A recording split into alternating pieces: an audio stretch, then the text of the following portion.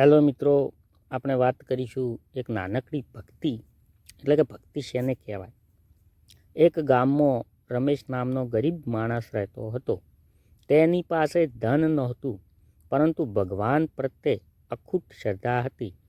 રોજ સવારમાં તે મંદિરમાં જઈ એક દીવો પ્રગટાવતો અને કહેતો, હે ભગવાન, આજે પણ સાચો માર્ગ બતાવજો.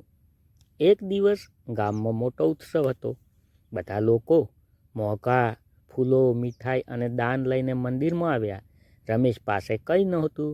તેણે મનમાં દુઃખ અનુભવ્યું, પરંતુ પછી તેણે પોતાના ખેતરમાંથી તાજું પાણી ભરી ભગવાનને અર્પણ કર્યું.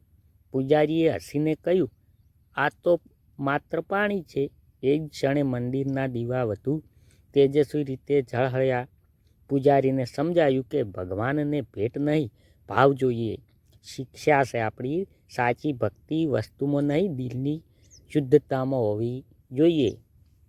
માટે ભક્તિ એ દિલમાં ભગવાનને વસવાટ હોવો જોઈએ.